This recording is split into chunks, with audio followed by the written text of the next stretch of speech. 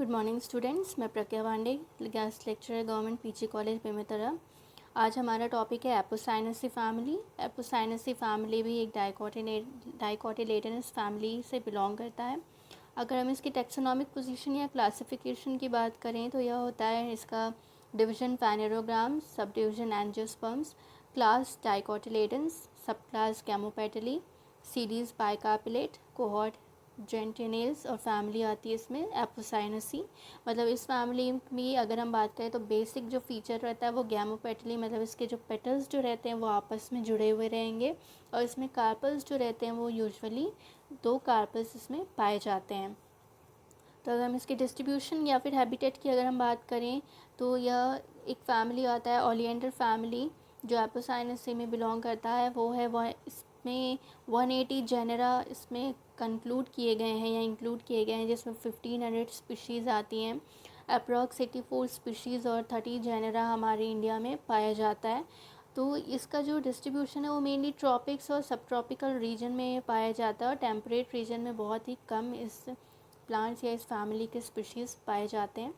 अगर हम इसके वेजिटेटिव कैरेक्टर्स की बात करें तो कुछ स्पीशीज़ जो रहती हैं वो हर्ब्स रहेंगी, जैसे कैथरेंथस रोजिया जिसे हम सदाबहार कहते हैं, कैरिसा या नीरियम जिसे हम कैनेर कहते हैं वो श्रब रहते हैं, वेलारिस स्पीशीज़ इसमें ट्विनस की तरह रहते हैं, एस्टोनिया जिसमें जो ट्री की तरह रहते हैं। तो अलग अलग स्पीशीज़ में अलग अलग इसमें हैबिट पाया जाता है।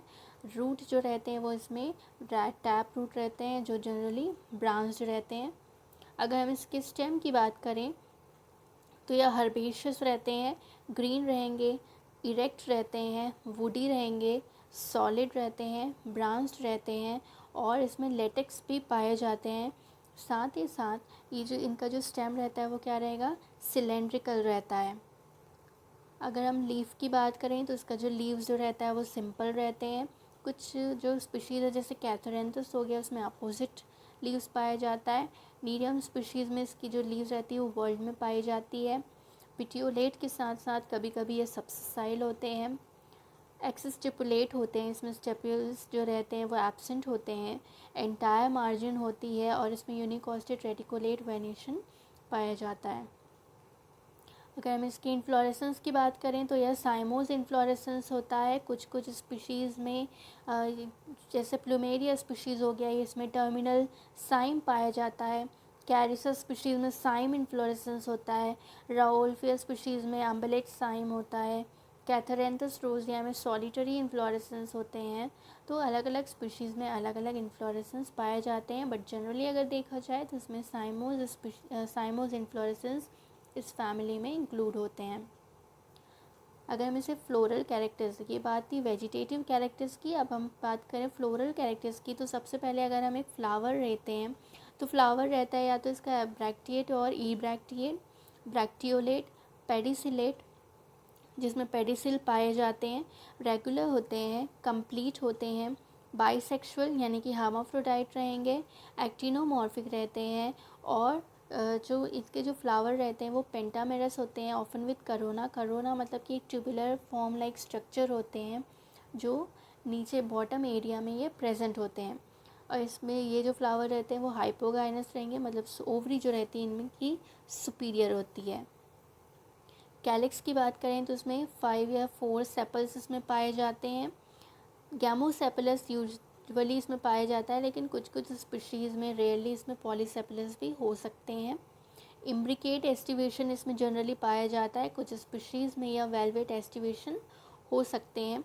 जो नीचे जो रहते हैं कैलिक्स जो रहते हैं वो ग्लैंडुलर रहते हैं, glandular in the sense spherical form में या प्रेजेंट रहते हैं। अगर हम करोला की बात करें तो इसमें 5 करोला रहते हैं जो गैमोपेटलस होते हैं। इसमें करोला ट्यूब रहता है वो या तो लॉन्ग रहेंगे या फिर शॉर्ट रहते हैं। ट्विस्टेड या फिर इम्ब्रिकेट एस्टिवेशन इसमें होते हैं, कई बार इसमें वेलवेट एस्टिवेशन भी पाया जाता है।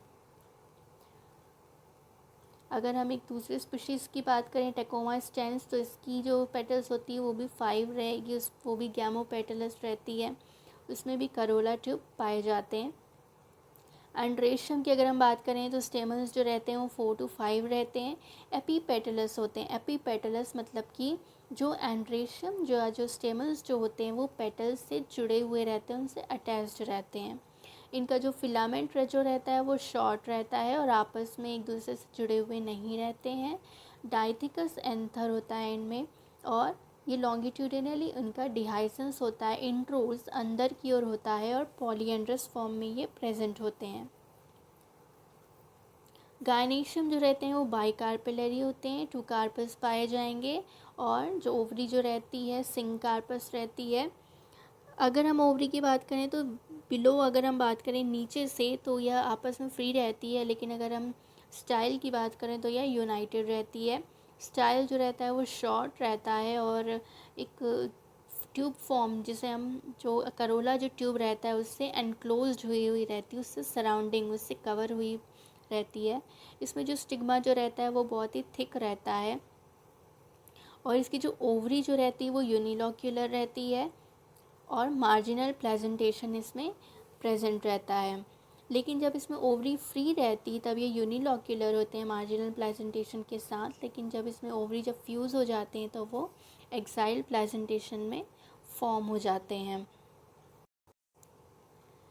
नेक्स्ट फ्लोरल, अगर हम इसके फ्रूट की बात करें तो यह ड्रूप फॉर्म में हो सकते हैं, बेरी फॉर्म में भी हो सकते हैं और फॉलिकल फॉर्म में भी पाया जाता है।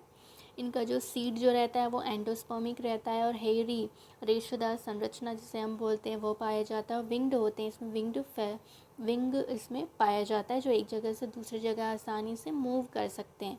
अगर हम पॉलिनेशन की बात करें तो ये एंटोमोफिली इसमें पॉलिनेशन होता है। एंटोमोफिली मतलब कि इंसेक्ट्स के द्वारा या इंसेक्ट्स के थ्रू इनमें पॉलिनेशन का प्रोसेस कंप्लीट होता है। अगर हम इसके फ्लोरल फार्मूला को बात करें तो फ्लोरल फार्मूला इस तरह है: ब्रैक्टिएट, हर्माफ्रोडाइट, एक्टिनोमॉर्फिक, कैलिक्स 5 जो पॉली भी हो सकते हैं और गैलमो भी, करोला 5 जो आपस में जुड़े हुए हैं, एंड्रेशियम 5 जो एपीपेटलस होते हैं मतलब करोला से जुड़े हुए रहते हैं, गायनेशियम 2 और जिनकी ओवरी जो रहती है वो सुपीरियर होती है। तो ये कुछ स्पीशीज़ है जो एपोसाइनेसी फैमिली से बिलोंग करते हैं। तो ये इसका प्लांट ट्विग है, ए पार्ट। बी पार्ट में देखोगे तो फ्लावर का फिज़िकल अपीयरेंस है, सी पार्ट में फ्लावर का एलस पोजीशन है, और जो टी पार्ट है वो फ्लोरल डायग्राम है। तो फ्लोरल डायग्राम में आप देख सकते हैं 5 कैलिक्स जो पॉलीसेपलस हैं, और करोला जो गैमोपेटलस हैं 5 जो कि 5 इन नंबर हैं। एंड्रेशियम भी इसमें 5 इन नंबर हैं जो एपीपेटलस हैं, करोला से आपस में अटैच्ड हैं। गायनेशियम की अगर हम बात करें तो यह एक्साइल प्रेजेंटेशन में है, बाइलॉक्यूलर फॉर्म में है, और 2 इसमें कार्पल इसमें हमें दिखाई दे रहा है। तो गायनेशियम जो है वो 2 और सुपीरियर है। तो यह थे इसके बाद एपोसाइनेसी फैमिली की वेजिटेटिव कैरेक्टर और फ्लोरल कैरेक्टर की। अगर हम बात करें इकोनॉमिक इम्पोर्टेंस की, तो इकोनॉमिक इम्पोर्टेंस में कुछ स्पीशीज़ हैं जैसे हैंकोरा हो गया, डायरा हो गया, यूरसियोला हो गया। तो इन स्पीशीज़ को हम एज अ रबर सोर्स के लिए हम यूज़ कर सकते हैं। कुछ जो स्पीशीज़ हैं जैसे थिवेटिया हो गया, इनका जो सीड जो रहता है, इनके सीड में एक थिवेटिन नाम का एक पॉइजनस ग्लाइकोसाइड प्रेजेंट होता है। और एक और स्पीशीज़ है जिसे हम कहते हैं एक्कोकैंथेरा। इस स्पीशीज़ में भी कुछ पॉइजनस एलिमेंट्स प्रेजेंट रहते हैं। नीरियम इंडिकम की स्पीशीज़ में भी बार्क और वुड में भी पॉइजनस कुछ एलिमेंट्स होते हैं जिनका हम यूज़ कर सकते हैं इंसेक्ट्स या फिर रेड पॉइजन की तरह, या फिर जो इंसेक्ट्स या रेड्स को किल करने के लिए। हम इसको वेजिटेबल की यूज़ में भी ले सकते हैं, जैसे एक स्पीशीज़ है कैरिसा कैरेंडस, वो एडिबल पार्ट है उसका, या एडिबली हम इसे यूज़ कर सकते हैं। मेडिसिनल भी यह काम आता है, जैसे है यह रूट ऑफ रॉफुल्फिया सर्पेंटिना मतलब कि सर्पगंधा को हम ब्लड प्रेशर के लिए हो गया या फिर कुछ यूटेराइन प्रॉब्लम है या मेंटल डिजीज़ है उसके लिए भी हम यूज़ करते हैं। और जैसे कुछ आई डिफ़ेक्ट है, आई में कुछ इंजरी हो गई, आई में कुछ प्रॉब्लम आ रहा है, तो भी हम रॉफुल्फिया सर्पेंटिना का हम कंज्यूम कर सकते हैं, हम उसे यूज़ कर सकते हैं।